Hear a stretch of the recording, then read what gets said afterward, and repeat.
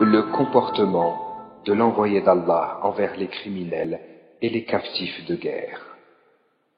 Le prophète Mohammed, qu'Allah le bénisse et lui accorde la paix, était particulièrement compatissant envers les captifs de guerre. Abu Aziz, le frère de Mu'sab ibn Umayr, raconte dans ce hadith représentatif: Moi aussi j'ai été prisonnier de guerre lors de la bataille de Badr. On m'a conduit de la compagnie des Ansar vers une autre société, et l'envoyé d'Allah de dire: Ayez une bonne conduite envers les captifs de guerre. Afin d'accomplir cette recommandation, je me suis trouvé parmi les Ansar, les défenseurs, habitants de Médine. Ils me donnèrent tous les morceaux de pain qu'ils ramassaient par terre. Eux-mêmes ne se contentaient que de dattes. Quant à moi, il m'arrivait de faire une convenance à cet égard en offrant du pain à l'un d'entre eux. Sans rien toucher, celui-ci me le renvoyait. Le prophète Mohammed, qu'Allah le bénisse et lui accorde la paix, avait planifié depuis longtemps d'abolir le système de l'esclavage et avait avancé à grands pas dans ce domaine. La libération d'un esclave avait pour lui l'équivalence d'un acte d'adoration en termes de valeur. Il conseillait à tout croyant d'affranchir un esclave lorsqu'il commettait une faute involontaire méritant une expiation. Abu Bakr, que Dieu soit satisfait de lui, l'ami intime du prophète, qu'Allah le bénisse et lui accorde la paix, grâce à ses conseils, offrit toute sa fortune à l'affranchissement des esclaves. Un jour, le prophète, qu'Allah le bénisse et lui accorde la paix, fut témoin d'un mauvais comportement de la part d'Abu Dharr face à un esclave. Très choqué de son attitude, il dit à ce dernier: « Ya Abu Dharr, tu vis toujours à l'époque de l'ignorance ?» Et continuant: « Ne fais pas de tort à une créature d'Allah. Si son caractère ne te convient pas, alors libère-le. Rends-le aisé et viens à son secours lorsqu'il est chargé. » Un jour, un homme et une femme esclaves se marièrent. Mécontent, le propriétaire de l'esclave voulut qu'il divorce. L'esclave en question, à l'égard de cette situation, fit recours au prophète qui s'exprima en ces termes: « Aucun pouvoir concernant une union ou un divorce ne t'appartient. Ne t'en mêle pas. » Les compagnons, grâce à cette vision des choses, commencèrent à adopter de nouveaux comportements charitables envers les esclaves. Ils leur accordèrent la liberté, et au final, de nos jours, ce système est réduit dans certains de ses aspects dénigrants ou pratiquement aboli au sein des sociétés. L'islam suggère continuellement les expressions suivantes aux propriétaires d'esclaves: donne-lui à manger lorsque tu manges, donne-lui à boire lorsque tu bois, habille-le lorsque tu t'habilles, ne le surcharge pas et réponds à ses besoins. Contribuer à l'affranchissement d'un esclave est un acte de délivrance pour le croyant. C'est ainsi qu'à un moment donné, les esclaves bénéficiaient de certains droits qui assuraient leur paisible intégration. La conception de l'esclavage s'échelonna et prit une autre marque sociale car tout changea en leur faveur. Être propriétaire d'un esclave était devenu un signe d'abjection et donnait l'air d'être un esclave. Le prophète Mohammed, qu'Allah le bénisse et lui accorde la paix, dit ces paroles lors de ses derniers instants. La prière. Prenez surtout garde à la prière. Craignez Allah pour ceux qui sont à votre charge.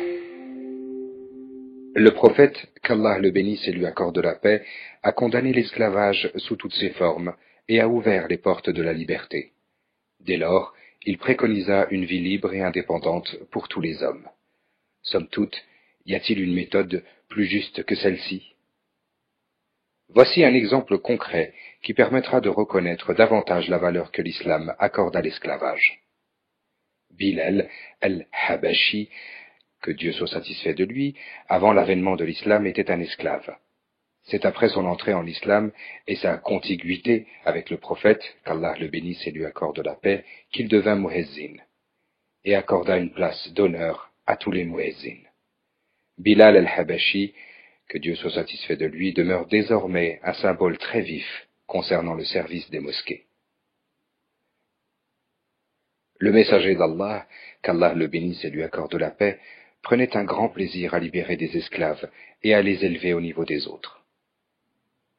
Le meilleur exemple pouvant décrire ce fait est le rapport qu'il entretint avec Zayd ibn Haritha, qui lui avait été offert en présent par Khadija, notre mère bénie.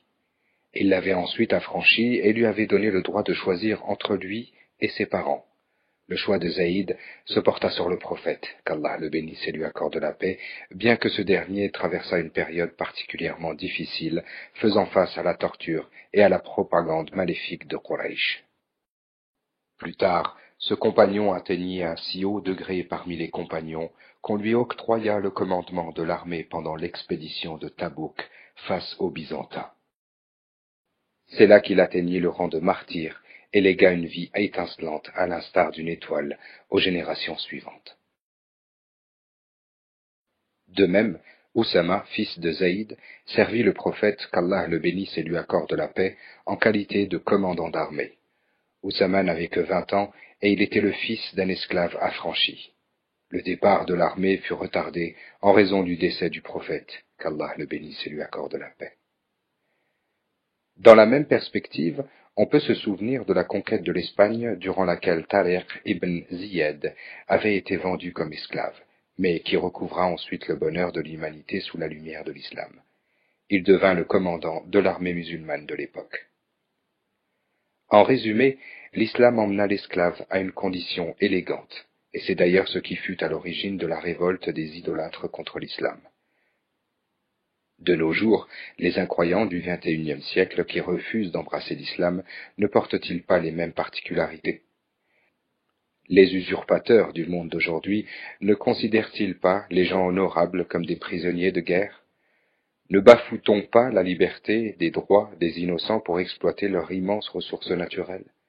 Le système d'esclavage moderne, qui est vécu sans merci dans ce monde et de manière horrible, est-il différent de celui des oppresseurs d'antan?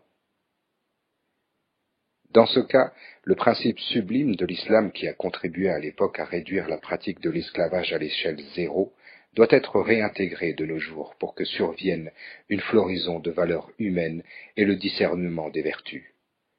Dans le cas contraire, l'humanité demeurera malheureuse et abominable face à une conception égocentrique de la liberté. À ce cri de corruption des principes parasitaires qui, lors de l'examen de la faiblesse de l'âme sur terre, ne voit rien que la chair dont le sang doit être aspiré et enchaîné à l'esclavage, la sublimité de l'islam qui a utilisé toutes les possibilités de mettre en place des mesures visant à protéger l'avantage des deux catégories d'individus que sont les prisonniers et les serviteurs est incarnée dans les paroles du prophète. Nourrissez-les de ce que vous mangez, habillez-les comme vous vous vêtez, car ils sont vos frères. Ainsi, comme dans le passé, Hazrat Mohammed, qu'Allah le bénisse et lui accorde la paix, apporte de nos jours la seule solution pour une délivrance vertueuse du monde. Le fait de l'avoir comme guide, que nous soyons riches ou pauvres, employeurs ou employés, seigneurs ou serviteurs, il fit en sorte que tous les hommes vivent sous des critères d'égalité et apporta des mesures qui ont contribué à ce que la descendance humaine puisse vivre dans une atmosphère de bonheur. C'est dans cette perspective que l'un de ses compagnons lui posa la question suivante. Jusqu'à quel point devons-nous pardonner à nos serviteurs leurs fautes? Le prophète, qu'Allah le bénisse et lui accorde la paix, répondit. Pardonnez-leur jusqu'à 70 fois par jour. Le prophète, qu'Allah le bénisse et lui accorde la paix, fut un océan insondable de miséricorde et exposa par le conseil ci-dessous le niveau de sa considération pour autrui. Lorsqu'un serviteur vous apporte un repas, s'il vous convient de manger avec lui, la moindre des choses est d'enlever au moins 2 poignées de ce qu'il a apporté parce qu'il a vécu la chaleur et la fatigue du repas. Si Allah Ta'ala le voulait, il mènerait l'action dans le sens inverse, c'est-à-dire qu'il ferait du serviteur un seigneur et du seigneur un serviteur. Dans ce cas, nous louerons Allah et nous nous conformerions à ses ordres.